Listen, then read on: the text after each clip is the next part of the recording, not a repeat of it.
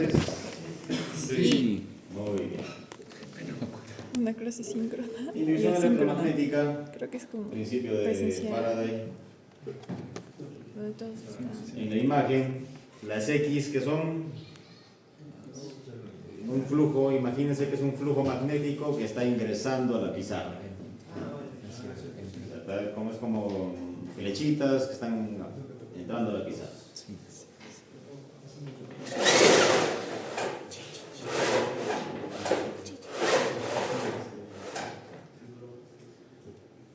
Esto de acá es un alambre de cobre, un conductor, cobre, aluminio, lo que sea, de una longitud L, y el conductor lo movemos, en este caso de ustedes, de izquierda a derecha, lo movemos así. ¿Qué es lo que va a pasar? Se va a inducir una corriente, una fuerza electromotriz, y también va a aparecer una corriente, en ese sentido para arriba. ¿Qué pasa si el conductor, el cable, lo movemos para otro lado? La corriente va a cambiar de sentido, va a ir para abajo. Sí, pues. Ese es el principio de lo que es la inducción electromagnética, Eso significa afuera. lo que es la ley de Faraday. Dedito para allá, el flujo está para allá. El flujo está acá. ¿Ahí está claro? Entiendan bien esto, si no, cuando no van a entender cómo funciona el motor. Está entrando, ¿no, profe? El campo. Sí, el campo está entrando. El campo. Está entrando a la Y pizarra. sale por allá. Exacto. Cuando es un campo en una sola dirección. Es un campo, imagínate que es un campo así, todo está entrando. Solamente el cable lo mueves así. Y va a pasar una corriente para allá. Si el cable lo mueves para acá, la corriente va a ir para abajo. Eso va a pasar.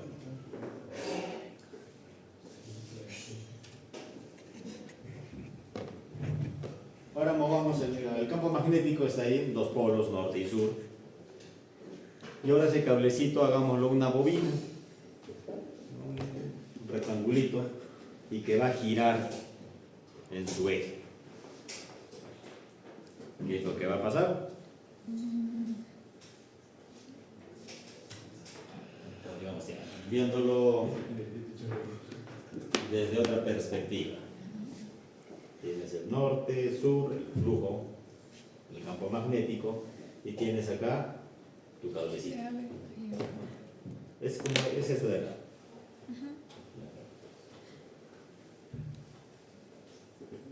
Cuando esto gira, la bobina, la espira gira, ¿qué va a pasar? De la imagen anterior que hemos visto, cuando el movimiento es perpendicular al campo magnético, hay corriente. Si el conductor de repente lo moviéramos en la misma dirección del campo, o sea, acá está el conductor y lo movemos, digamos, en dirección a la pizarra, no va a aparecer nada. Tiene que ser perpendicular. ¿Ya?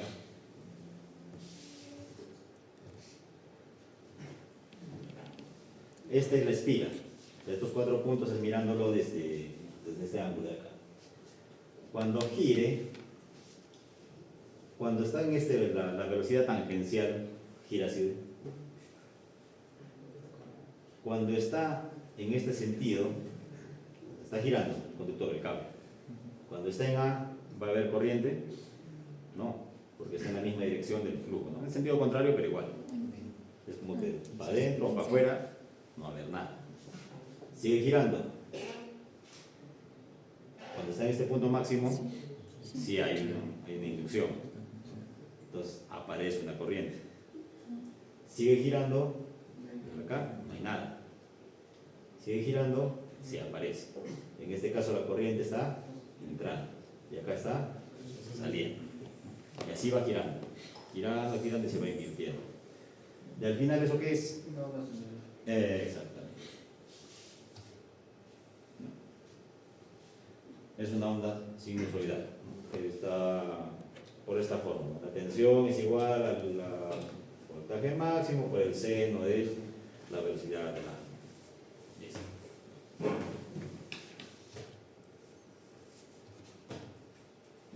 Ya lo hemos dicho, es una onda sinusoidal, es lo que se genera.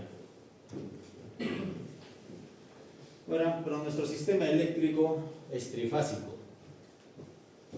Es trifásico.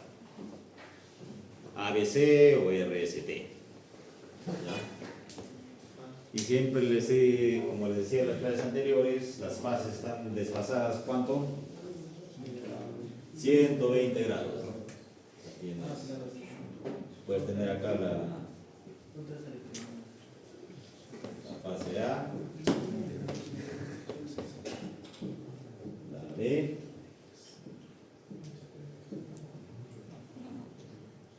B y C. Y el ángulo que va a haber entre cada fase, 120 grados. ¿Y de dónde vienen los 120 grados?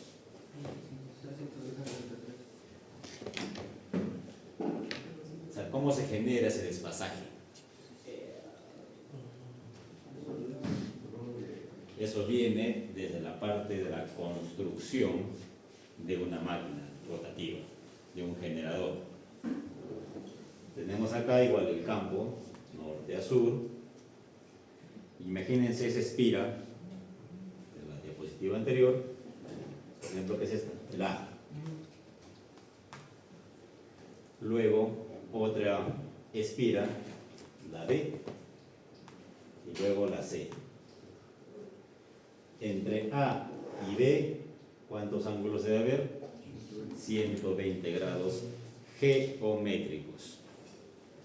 O sea, literalmente cuando se bobina un motor, un generador, físicamente tienes que hacerlo a 120 grados geométricos. O sea, físicamente. Para que cuando gire, cuando interactúe con el campo magnético, se va a generar ese desfasaje, pero ya ahora eléctrico. O sea, de ahí viene el sistema trifásico desfasado 120 grados. Es en base a la construcción, viene desde la fabricación.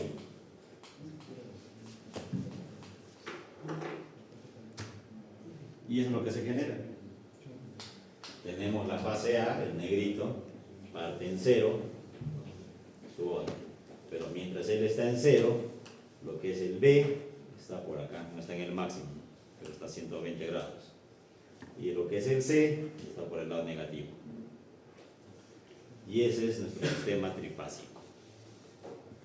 Ese es lo básico para lo que es entender lo que es la generación, cómo trabajan los motores, los generadores.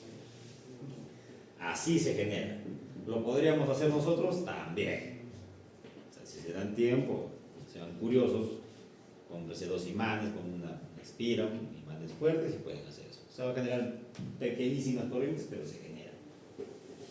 Ahora, esto es teoría, esto es teórico. Cuando se fabrica, ¿puedes lograr los 120 grados así exactitos? No. Bien difícil. O sea, lograr un desfasaje exactito de 120 grados es bien complicado. O sea, puedes lograrlo con motores, fabricaciones alemanes, los que son de alta calidad, ABB, Siemens.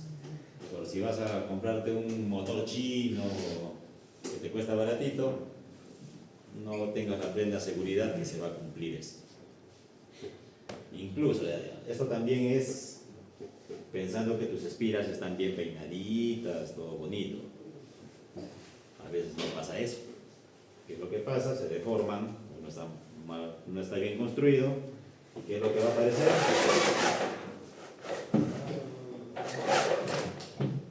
Distorsión.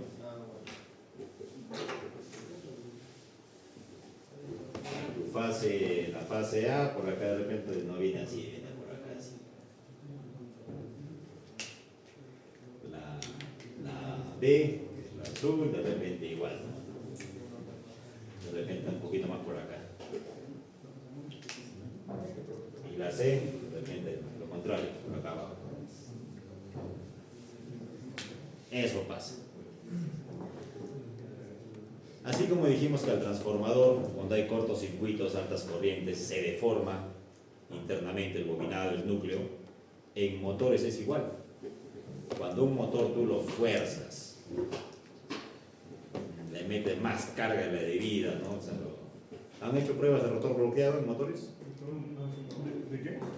Rotor bloqueado. Es ese motorcito que tienen ustedes en la mesa, es como la prueba de cortocircuito. Se detiene, O sea, lo pones un freno y le pones una tensión menor, la cosa es que llega la corriente nominal. Ahí es como la prueba de cortocircuito, calculas lo que son los parámetros del motor. Es algo así.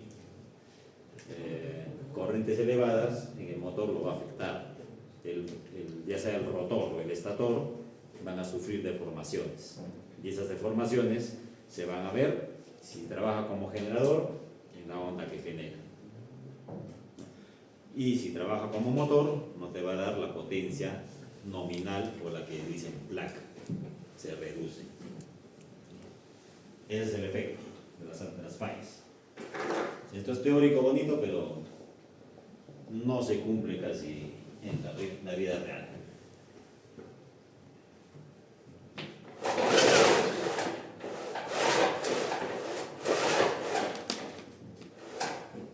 Ahora ya saben de dónde vienen los 120 grados. Es construcción.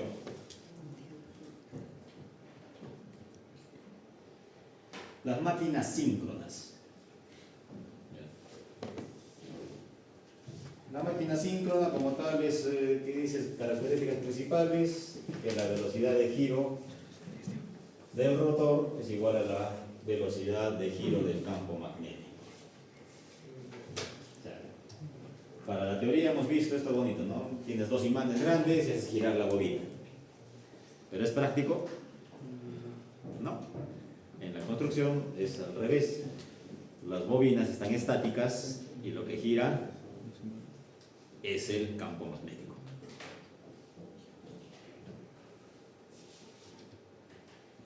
Entonces, como gira el campo magnético, gira una frecuencia de 60 Hz, el rotor de una máquina síncrona también gira a 60 Hz. ¿Listo? Las máquinas síncronas pueden trabajar tanto como generadores como motores. Puede ser de ambos tipos. Lo más común en la industria, lo que ustedes van a encontrar, son motores asíncronos. Eso es lo más común, máquinas de inducción. Pero si van a trabajar de repente en la gran minería, por ejemplo Cerro Verde, los molinos son motores síncronos. ¿Ya? Tiene sus ventajas. Para arrancar un motor síncrono necesitas el apoyo de un motor auxiliar que lo va a girar. Es como en el carro, ¿no? Metes la llave, el motor de arranque, la batería, y se gira el motor, el carro.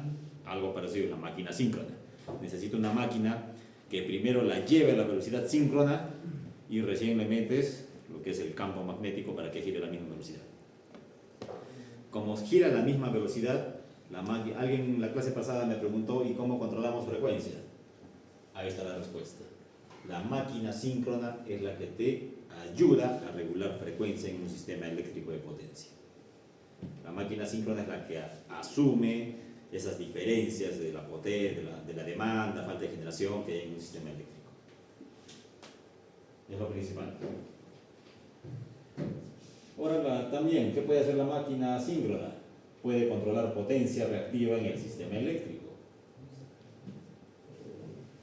A ver, para que me entiendan, o sea, la potencia reactiva, ¿se acuerdan del vasito de cerveza? La reactiva supuestamente no sirve, pero sí sirve, es necesario, pero no en exceso, como es entonces malo. Entonces, hace unos años, hablo del 2004, 2005, vamos a meternos un poco a líneas de transmisión, ¿ya?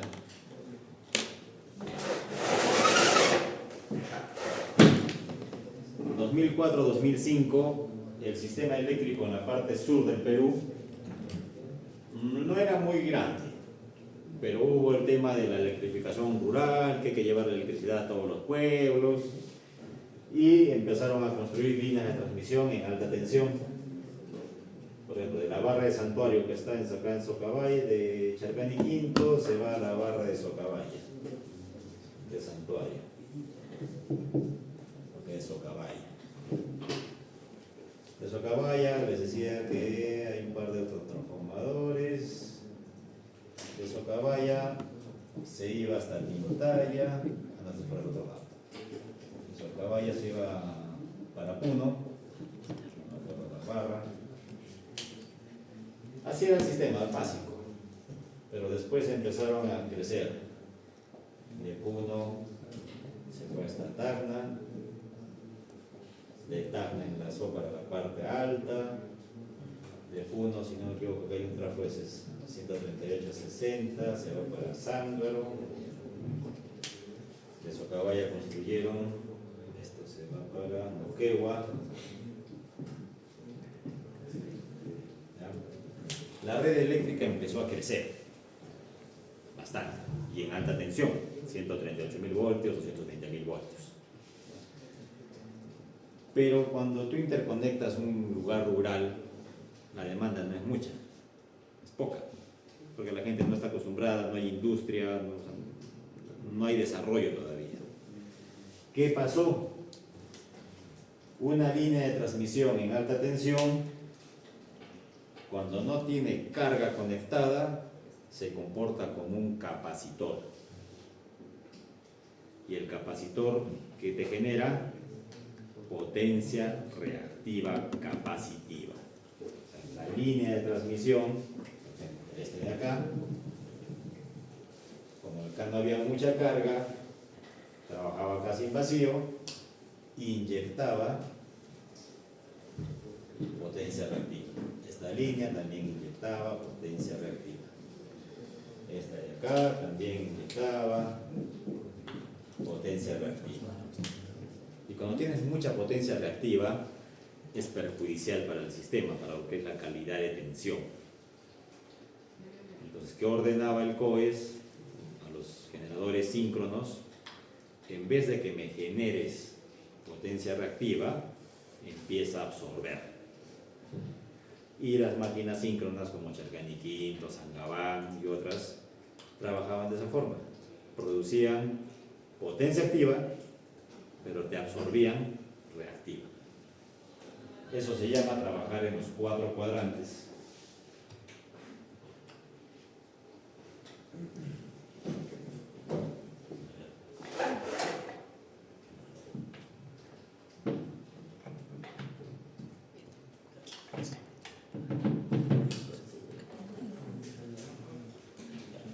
Digamos que este es el eje de la potencia activa y la reactiva de un grupo generador. Las máquinas síncronas tienen la particularidad de que pueden trabajar en este punto. ¿Qué significa? Que te proveen potencia activa y también potencia reactiva. En el escenario que les comentaba, pueden trabajar acá también. Entregan potencia reactiva, pero absorben reactiva. Y trabajando como motor, o sea, la misma máquina puede trabajar como motor. Absorbe potencia activa como motor, pero también puede ayudar al sistema si lo requieran y inyecta potencia reactiva. Eso trabaja. Y lo más crítico, ¿no? Trabajar en el último cuadrante, que te absorbe como motor, que te absorbe tanto activa como reactiva. Eso te permite la máquina síncrona. Es multifunción, como motor y como generador.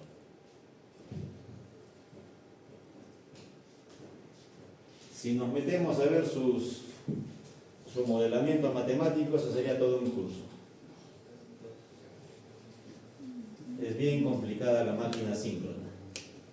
En el transformador, por ejemplo, hemos visto que solo hay una fórmula, ¿no? Su impedancia equivalente, tensión y corriente. La máquina síncrona tiene 2 fórmulas que la definen. Y esas 2 fórmulas no las puede interrelacionar. Por eso no lo vamos a ver ahora. ¿Cómo funciona la máquina síncrona? Acá está el estator, acá están lo que les decía, las bobinas desplazadas a 120 grados, geométricos para generar los 120 grados eléctricos. ¿Y quién te genera el campo magnético rotativo? Este es el núcleo, como el equivalente al transformador. Y acá hay un bobinado, y ese bobinado es de corriente continua. Tiene una fuente de corriente continua externa que magnetiza esto, crea un imán, y ese imán es el que gira y induce la tensión y corriente en los devanados. Eso es, así trabaja el principio de funcionamiento de una máquina síncrona. ¿Cómo controlas la reactiva? Si absorbes o generas con la tensión de continua asociada al rotor. Si le subes más la tensión continua, genera más reactiva. Le bajas, baja la producción y esta puede absorber.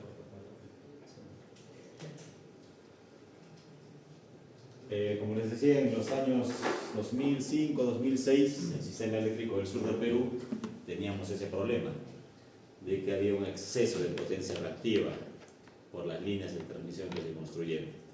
Así que parte de la operación era que los motores, las máquinas síncronas, Chacaniquinto, Sangabán, Cusco, Machu Picchu, hasta los propios motores de Cerro Verde, se ordenaba, oye, absorbe reactiva, porque si no absorbes, el sistema colapsa. Para que una máquina síncrona, un generador, trabaje absorbiendo, se puede llegar hasta ciertos límites. Hay límites, no es que mándame todo y yo consumo, no, tiene límites. Superado ese límite, la máquina se vuelve inestable. En vez de ayudar, todo se malogró. Había ese problema. Pero bueno, aparecieron ya los nuevos proyectos mineros que ya ve, como aumentó la demanda y ya no tenemos ese problema. Ese problema todavía hay, si no me equivoco, bueno, es todo lo contrario, en la parte norte del Perú, por Lambayeque, el sistema norte, ahí es todo lo contrario, hay falta reactiva. Entonces, se tiene que generar reactiva para mantener la tensión. Cuando llegamos a estabilidad, ahí van a entender por lo que es necesaria la potencia reactiva. Comentario. EGASA, empresa de Arequipa, trabajé en EGASA, teníamos unos grupos generadores a gas en Pisco. Gas de Camisea, si se acuerdan, hace unos años tuvo una protesta en Mollendo porque no querían que se lleven los grupos a Pisco. Hubo huelga todavía, la gente no quería que se llevaran los grupos. No se acuerdan. En Pisco teníamos esos grupos, dos grupos generadores de 10 MVA cada uno, total 20 MVA. Y por operación, el COES nos hacía generar reactiva para mantener la tensión en el sistema centro-norte. O sea, me llamaba COES, 6 de la tarde, oye Gasa, tus grupos, sube la reactiva a máxima potencia. O sea, de mis 40 MVA, 30 eran mega, pura reactiva megabar. Para mantener la tensión. Yo les hablo del COES. ¿Saben qué es el COES?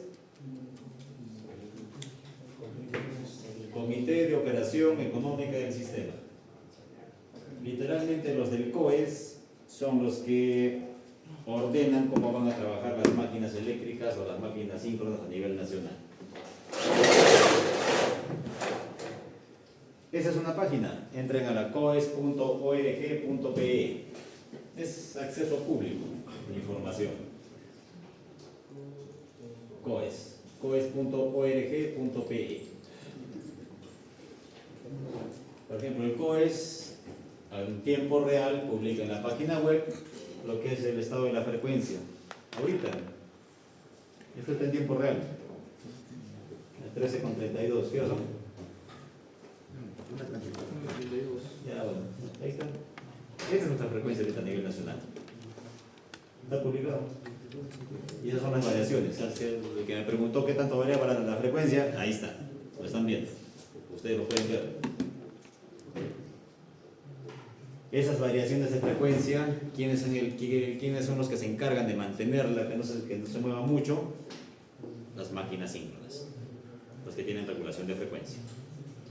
¿Qué más nos da el COES? la potencia, la demanda en este momento también en tiempo real que se está generando. Ahorita a nivel nacional estamos por más de 7.500 megavatios, o sea 7,5 gigawatts de potencia. Esa es nuestra demanda un día sábado a las 1:30 de la tarde.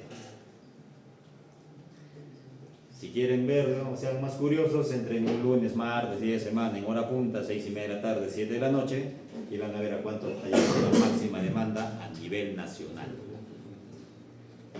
Y la máxima demanda a nivel nacional es un indicador también de cómo estamos económicamente a nivel país. O sea, qué tanto industria, qué tanta producción tenemos. Bueno, nuestra máxima demanda a nivel nacional, estamos llegando, si no me equivoco, creo que 12, 13 gigawatts de potencia. Colombia llega a los 20. Su economía es mejor que la nuestra. O sea, la demanda de un país de energía eléctrica es como un indicador de cómo está tu país. O sea, no es gastar por gastar energía tampoco, pero te da un indicador de qué tanto está tu mercado, tu industria internamente. En la página web del COES hay información libre, es de acceso pública. La operación, cómo han operado, programas de mantenimiento, de operación, qué grupos han arrancado, qué grupos paran. ¿Por qué se llama Comité de Operación Económica del Sistema? En la primera clase les dije que habían varios tipos de centrales eléctricas, hidráulicas, a gas, térmicas, y cada una tiene su costo de operación. ¿Qué es lo más caro? Quemar combustible. Es lo más caro. Y ese costo se tiene que asumir por todos los clientes, por ustedes, por mí, por las mineras, por todos. Entonces, ¿qué hace el COES? Opera el sistema al menor costo posible.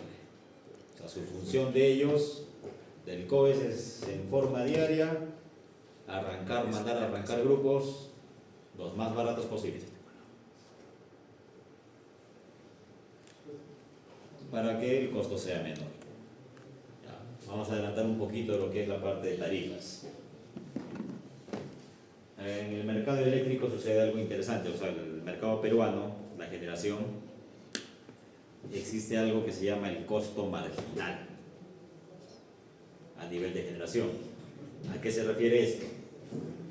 Digamos que tú tienes tu central hidráulica, Charcán y Quinto, que su costo de generación por megavatio hora, digamos, sea $30. $30 el megavatio. Vas a arrancar las centrales de hilo 1, hilo 2, las de carbón. Su costo de operación puede ser $80 el megavatio hora. Obviamente por costos no lo operas. Siempre arrancan las hidráulicas, las de gas, otras cosas. ¿Quién le pone el precio a las generadoras para que les paguen la energía? El mayor costo de operación del día. Yo como EGASA cobro, mi costo es $30 el megavatio hora. Pero si durante el día, no sé, en hora punta, arrancó de repente hilo 1, hilo 2, por X motivo de operación, por necesidad, y su costo fue de $80, a mí como EGASA me pagan mi megavatio hora $80. ¿Me entienden? Ese es el costo marginal en forma diaria.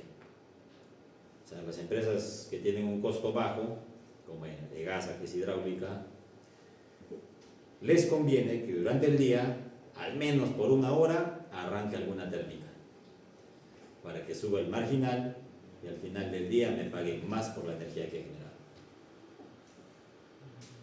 Así sucede.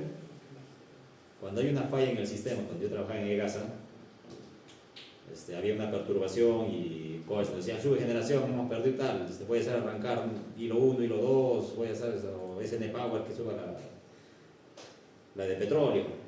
Allá el gerente venía, ¿cuánto tiempo van a generar? Tanto, 2 horas, ingeniero. Ya, Listo, plata para la empresa, literal. O sea, los generadores baratos están que ruegan que haya fallas para que arranquen las térmicas, para que suba el costo del día y a mí nos paguen más. Es un poquito ya de mercado eléctrico, operación, plata. Eso sería... Sin comentarios.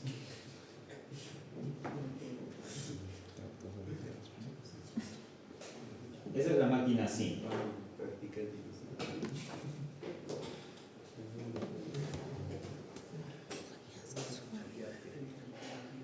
Las máquinas asíncronas.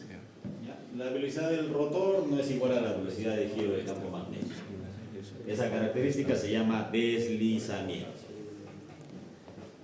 Como les decía, esto es la máquina asíncrona, la que ustedes mayormente van a encontrar donde vayan a trabajar, talleres, acá su mismo laboratorio, todos son máquinas asíncronas.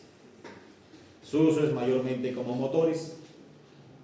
¿Como generador puede trabajar? Sí, pero en bajas potencias.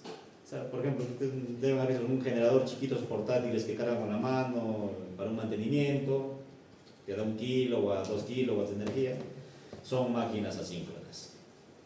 Obviamente, si tú le vas a medir la frecuencia, no te va a generar 60 Hz, te va a generar muchísimo menos, o mucho más, 58, 61.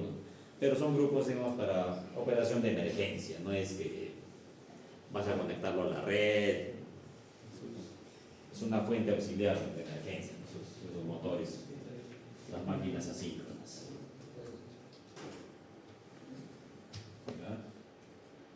Bueno, como les decía, ¿no?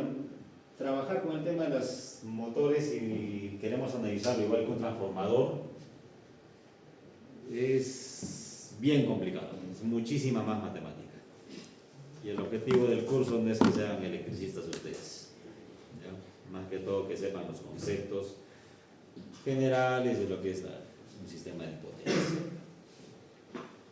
¿Alguna pregunta?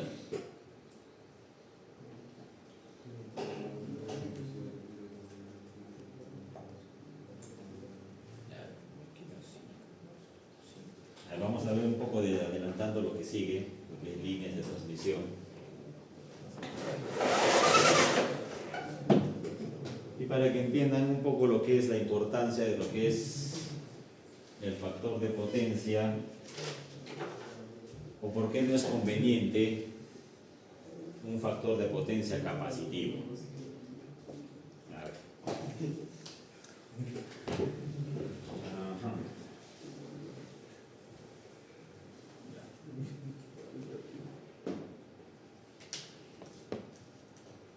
Acá tú tienes tu tensión. Una tensión. Y acá tienes una corriente inductiva. ¿Listo? Un ángulo alfa. Esa tensión en un sistema eléctrico, tú tienes tu fuente, tienes tu impedancia,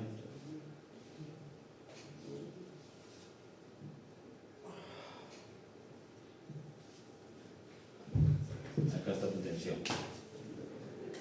y acá está tu corriente. ¿Hasta ahí estamos? ¿Cuánto será el valor de la tensión fuente? El voltaje fuente. ¿Qué nos dice la fórmula? El voltaje fuente es igual al voltaje de carga más el voltaje de acá, que es la corriente por la impedancia. ¿Listo? La impedancia, como ustedes saben, les expliqué, tiene una parte real y una imaginaria, la resistencia y la reactancia. Dibujemos esto fasorialmente. Vamos a empezar de atrás para adelante.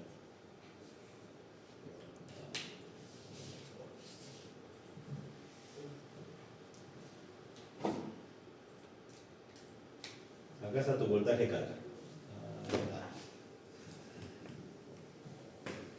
¿Listo? E sub C.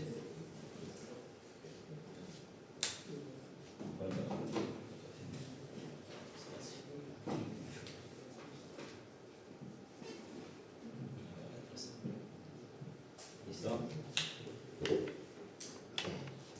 La corriente tiene este ángulo, alfa. Está para acá abajito. Cuando la corriente la multiplicas por la resistencia, que tiene ángulo cero, la corriente mantiene la misma dirección, ¿no? Entonces, I por R, si la corriente está en ese ángulo alfa, lo puedes poner acá. Esto es I por R. ¿Correcto?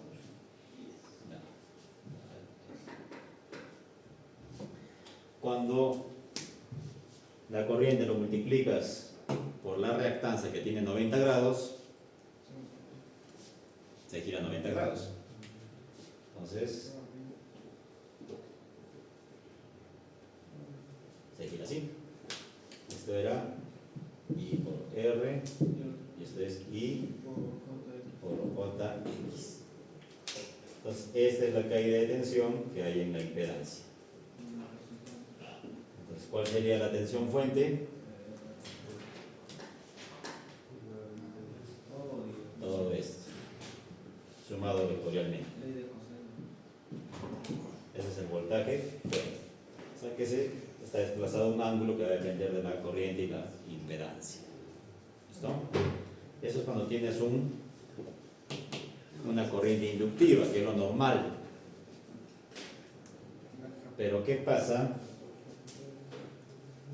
Y acá se cumple, ¿no?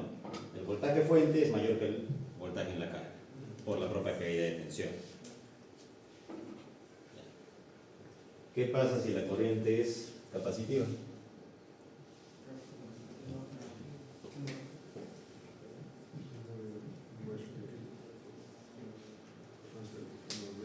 ¿Qué pasaría? ¿La tensión es mayor o menor? ¿Ustedes qué dicen? ¿Una tensión en la carga puede ser mayor a una tensión de la fuente? No debería, ¿no? Ya, vamos a hacer el ejercicio.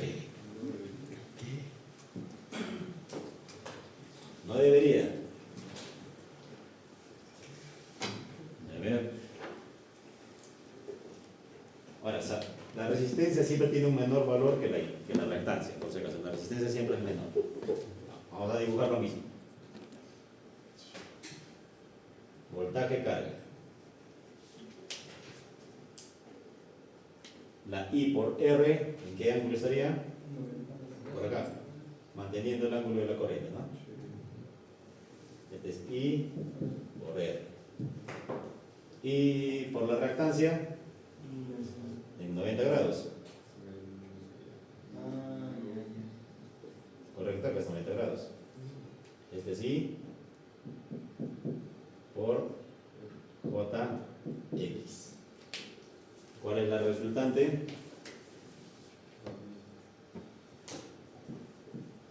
Esto es voltaje fuente. ¿Quién es mayor? Puede ser igual o puede llegar a ser mayor el voltaje en la carga que el voltaje fuente. O sea, pasa. Aunque no lo crean, bueno, ya lo están viendo, digamos, con fasores, ya si le metemos valores, ángulos, puede llegar a pasar eso, que cuando tu carga es capacitiva, en vez que caiga la tensión, se va a elevar. Eso pasa. Eso pasa. Y eso es lo que les expliqué en la línea de transmisión, que en el sur del Perú creció bastante. Y eso fue el efecto capacitivo de una línea de transmisión. Se comporta como un capacitor y te inyecta potencia reactiva a la red. Y ese efecto capacitivo provoca esto, elevaciones de tensión. Por eso es que las máquinas síncronas, bajo esos escenarios de operación, se les ordena absorbe. Absorbe. ¿Para qué? Para que este ángulo de la corriente baje. Baje. Es un poquito de matemática de lo que pasa en líneas de transmisión y la operación con las máquinas eléctricas, los generadores. Y si esto se te sigue elevando más, ya está. ¿Cómo le baja la tensión? No hay forma. Hemos visto el transformador, la placa de transformador, que ¿hasta cuánto aguantaba? 142, 145, ¿no? Muy bien. Si por ahora llegas a superar 145, 160, 150 kilovoltios, ¿qué le puede pasar al transformador? Ya, una cesa, ¿qué más? El aislamiento se perfora. A ver, no creo que tampoco les hagan a ustedes. ¿Han hecho alguna vez medición de aislamiento? ¿No agarraron un megómetro? Ya, yo me acuerdo cuando yo empecé hace años en SEAL, la forma de bautizar a los practicantes era: te megaban. ¿Qué es megar? Medir el aislamiento de un material. Y en esos tiempos los megómetros eran todavía unas cajitas, como porte, una cajita así, con una manija. Así que seas tú girabas, generabas una tensión, ¿cuánto generabas? 1000 voltios, 2800 voltios, 1000 voltios. Pero solo generabas tensión, no generas corriente. Y a los practicantes, ¿qué nos hacían? A ver, hijito, ven acá. Agarra dos cablecitos. Ya pedí todos inocentes, ¿no? Ya, técnico, pedí. Ahí nomás. Pero, ¿qué va a hacer, caballerito? ¿Qué va a hacer? Y de un momento a otro, te giraban, y uno que estaba ahí solo te bota tensión. ¿Qué es lo que mata? La corriente. La corriente, exactamente. O sea, imagínate 800 voltios. Es como que recibir un golpe. Estás ahí. No pasa corriente, te va a matar, pero el sacudón. Eso, así nos bautizaron. No, ustedes no se van a hacer eso. Pero hace años nos bautizaban así. Ya. ¿A qué quiero llegar? Que cuando hay una alta tensión, digamos, en el cuerpo humano, que yo lo he sentido, es como una fuerza que está ahí. Cuando tienes una sobretensión en un transformador de potencia, esa fuerza tiene que salir por algún lado. ¿Y qué es lo que hace? Perfora aislamiento. El aislamiento del transformador, como el que les expliqué, el papel, el plástico que cubre el cable, se perfora. Y si hay una perforación, ¿qué es lo que sucede?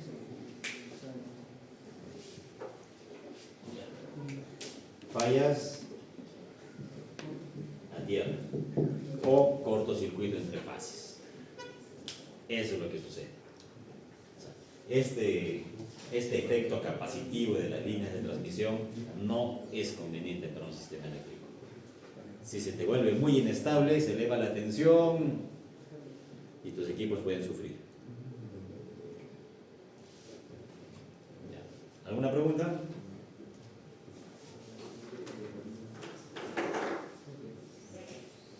No hay preguntas.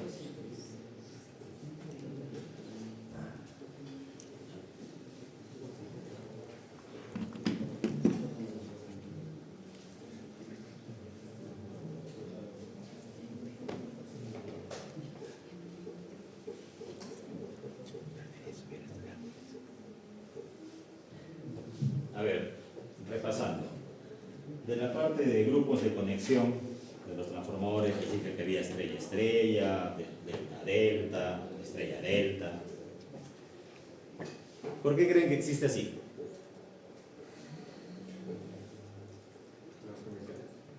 ¿Por qué no todo es estrella? ¿Por qué no todo es delta? ¿Qué te da la ventaja el delta?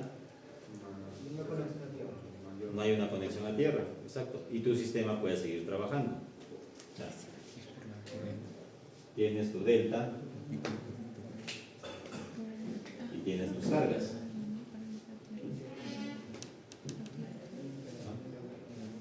R, S, T. Ahí tienes tu carga conectada. ¿Qué pasa si pierdes, digamos, esta fase? Pierdes la fase, esta de acá de abajo. La tensión en la fase se cae a cero. No, porque sigues alimentado por la R. Y también sigues alimentado por la T. O sea, tu sistema todavía puede trabajar, no en condiciones ideales, pero sí puede trabajar.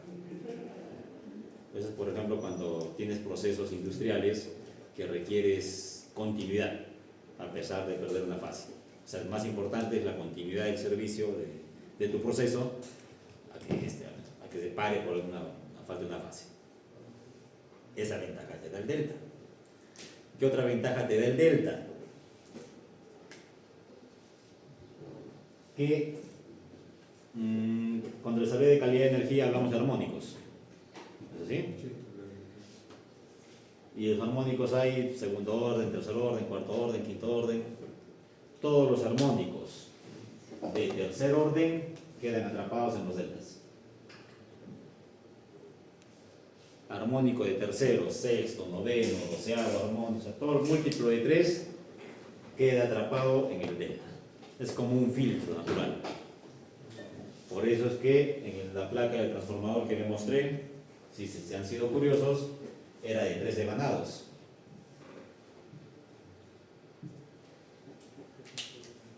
Un devanado, el de alta tensión, estrella, el de media tensión, el de 22.9, 138, 2.9 y 10. Estrella, estrella, con neutro cerrado. Y el de bandada en 10 era un delta. ¿Para qué? Compensación para agarrar los terceros armónicos. Es un filtro natural. A este tercer devanado sí le puedes meter carga. O sea, me metes carga, no hay problema. Hay transformadores que se fabrican así de 3 devanados, pero el terciario está oculto. O sea, es exclusivo de compensación para agarrar los terceros armónicos. O sea, no puedes meterle carga. Está fabricado, pero no está interno y no puedes meterle nada corriente, nada, no puedes agarrar nada ahí. Eso ya viene de diseño de transformadores. ¿Ya? De la estrella, ya sabemos las ventajas, te da 2 niveles de tensión, voltaje fase neutro, y puedes hacer tus arranques estrella triángulo, todo lo que eso significa. ¿Ya? Desventajas del delta para un sistema de distribución. Como alguien lo dijo, no hay neutro. Pero ¿qué pasa si hay una falla tierra en un sistema delta? Deben haber escuchado, no lo han vivido, pero sí han escuchado, la tragedia del puente Grau. Que se cayó de casa. Exactamente. Y había lluvia, creo, y no iba a ver. Oye, sí, yo tenía como 15 de agosto. 8 años, 9 años. 15 de agosto. Sí, 14 de agosto, vísperas. Sistema de SEAL actualmente sigue trabajando así. Es de 33 a 10, acá al frente, la casa de brujas que le dije que está afuera.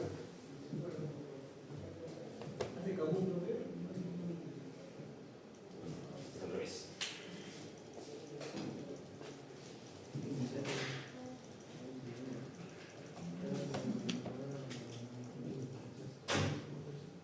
Es estrella delta. Estrella al lado 33, delta al lado de 10. Lo que pasó ahí fue eso. Uno de los conductores del alimento, no me acuerdo. Uno cayó a tierra.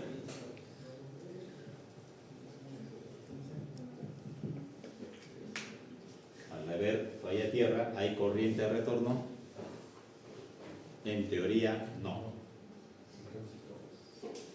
sí hay una corriente de retorno, pero es bien bajita. Estamos hablando del orden de los miliamperios, a pesar que es 10.000 voltios, ¿ah? Miliamperios, estamos hablando de 200 miliamperios, 300 miliamperios. Pero sí hay. ¿Por qué? Por el efecto capacitivo de los propios conductores. Ya. O sea, todo esto es tierra. Respecto a esta fase, también hay tierra. De acá también. ¿Qué tenemos acá? Tenemos R, S y T. ¿Cuál es la teoría de un capacitor? Dos placas, medio dieléctrico y tensión, ¿no? ¿Qué tienes acá? Un conductor. ¿Qué tienes acá? Tierra. ¿Hay diferencia de tensión? Sí. Entonces acá, este es un capacitor natural. Igual acá, la otra fase igual. Igual acá. Es un capacitor, digamos, super gigante de un área pequeña, porque solo es un conductor. Es largo, pero delgadito por el conductor. Pero hay un capacitor. Entonces, cuando sucede la falla tierra, esta corriente de falla tierra está conectada así. Quiere volver por algún lado. ¿Y por dónde vuelve?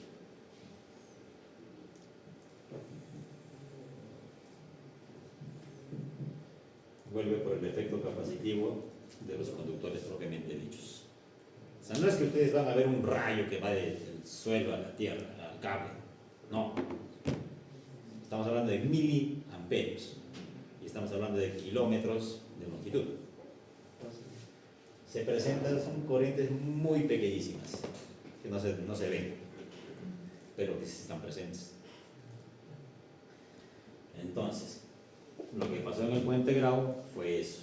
Los sistemas de protección en esos años de SEAL eran relés electromecánicos, equipamiento antiguazo. Yo todavía llego a ver esas celdas. El relé no utilizaba trafos de corriente, era un trafo directo. O sea, el conductor entraba al relé y salía, y por ahí generaba el campo magnético y todo.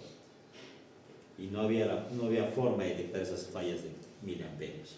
Entonces, cuando cayó el conductor, bueno, todo se energizó, 10 kilovoltios, y bueno, la gente que estuvo ahí, pasó lo que pasó. Esa es una desventaja del sistema Delta. Para fallas a tierra, no es muy, no te va a detectar, no hay corrientes, no te da esa facilidad de detectar. ¿Pero tiene solución? Sí hay solución.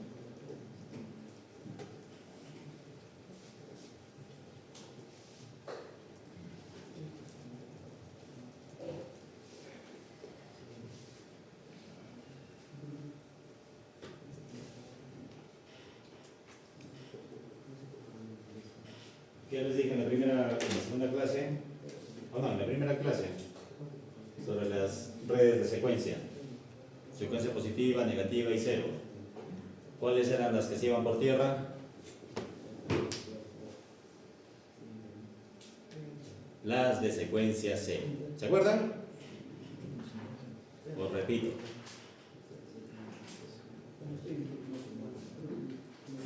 No hay respuesta. Cuando dividimos un sistema trifásico, los fasores, para que recuerden, ya. Tú puedes tener un sistema trifásico equilibrado.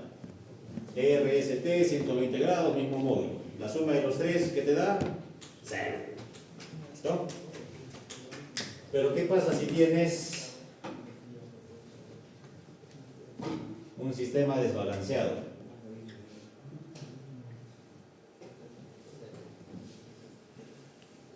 Acá la R, la S y la T.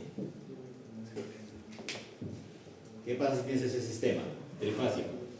Que los ángulos son un desastre. O sea, no son 120 grados. ¿Qué nos dice la teoría de componentes simétricas? Que este sistema se puede dividir en tres sistemas balanceados.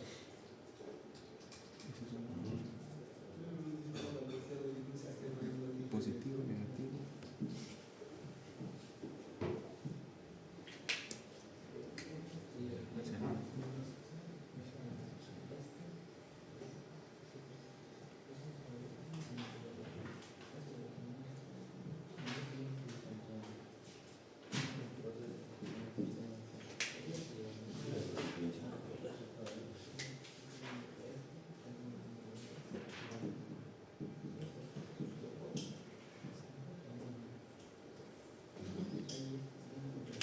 La teoría de componentes simétricas nos dice que un sistema trifásico desbalanceado, así como tú quieras, totalmente balanceado, puede descomponerse en tres sistemas balanceados. Uno de secuencia positiva, que maneja R, S, T, o sea, sigue girando en sentido antihorario, que sí es balanceadito, o sea, tiene sus 120 grados, mismo módulo, la suma de los tres da 0. Una secuencia negativa. ¿Por qué negativa? Porque gira en sentido horario. Entonces, si acá era RST, acá es RTS. Exacto. Gira por otro lado. Igual, pero es balanceado. Misma magnitud, 120 grados, la suma de los tres da 0. Y una componente de secuencia 0, donde los tres tienen la misma dirección. Mismo valor y misma dirección. Cuando sucede una falla a tierra, ¿qué corrientes aparecen? O sea, de estas tres, ¿a cuál le gusta irse a la tierra? A la 0, exactamente. Por acá viene la corriente de secuencia 0. Entonces, y como les dije, por el efecto capacitivo, esa corriente de secuencia 0 vuelve por el conductor y vuelve a la fuente. Entonces, ¿qué hacemos para detectar esa corriente de secuencia 0? Hay lo que se llama un transformador toroidal. De la primera clase, ¿se acuerdan? Clases de trabajos de corriente. Unos que son tipo ventana. Por ahí metes el conductor. Eso. ¿Qué hacemos o qué hemos hecho? Hemos agarrado un transformador toroidal y hemos envuelto las tres fases. Y el secundario de ese trapito lo hemos llevado a un relé de protección.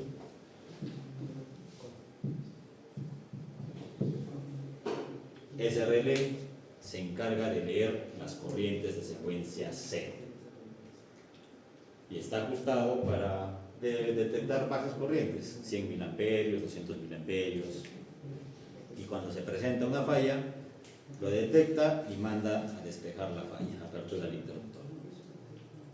Eso no había cuando pasó lo del puente Grau. Esa es tecnología reciente de hace, ¿cuánto será? 25 años, no, ni siquiera, después todavía apareció eso. A los 20 años recién se empezó a trabajar a raíz de esta tragedia que hubo en la ciudad, se empezó a investigar, hubo el desarrollo y se encontró esta solución. Por ejemplo, acá actualmente en Arequipa sí tenemos todavía redes en delta y también ya con el transformador toroidal ya estamos detectando esas fallas a tierra y las despejamos. O sea, el delta sí se puede seguir usando todavía. ¿Ya? ¿Alguna pregunta?